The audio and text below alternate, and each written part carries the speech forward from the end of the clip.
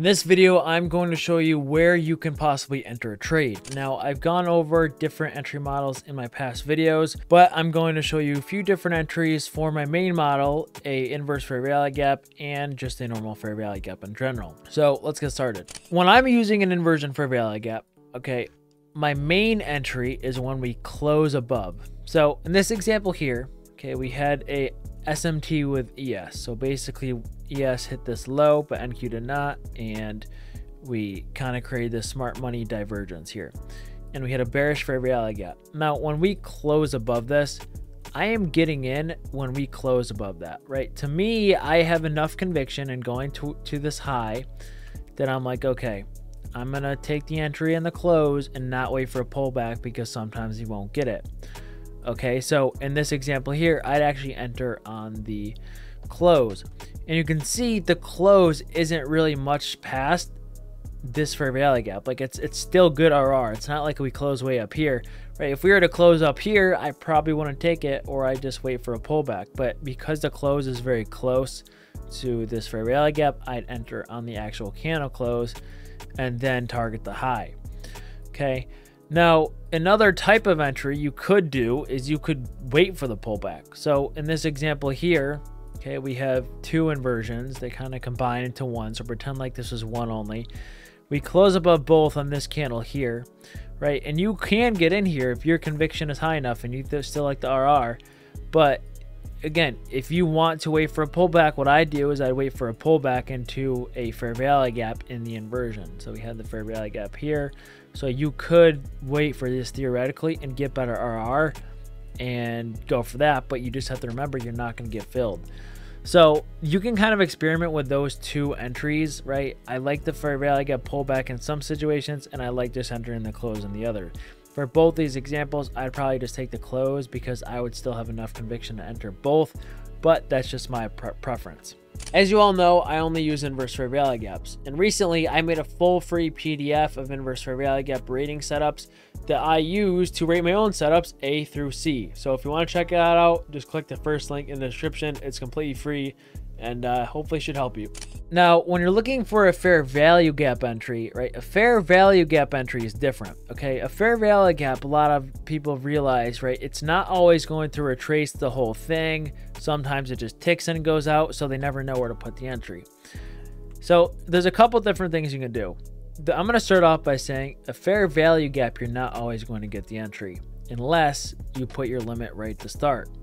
Okay, so what I do is I look at the low of the third candle that formed the fair value gap, and I put my limit right below that line. So right below this black line, I'd put my limit. Okay, my limit order would be, so here's a line, it's at 19,861.25. I'd put it at 19,861. Okay, that's where I put my limit. And I know I'm probably going to get filled every time by doing that, but I'm also understanding that I'm still lessening the RR. Okay, but that doesn't mean anything because I still have enough conviction to go to the highs. Now, the other type of entry inside fair value gap is at the CE.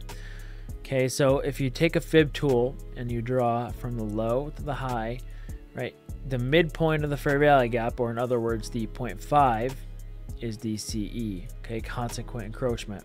And some people, to get better RR, they put their limit right there, which is completely fine. But it just goes back to what I said before. You're not always going to get filled, and sometimes price is going to run without you. So that is the second type of entry people do in a normal fair value gap. Now you're probably wondering, do people ever put their limit at the bottom of the fair value gap? Yeah, sometimes, but it's almost you're never going to get filled there, right? People will do that, but it's very hard to get filled. So in this situation here, we have a fair value gap, and we don't come into the first time, but the second time we end up coming into the top and we hit the CE, but it's just we almost never go to the bottom, and by this time the play is probably invalid.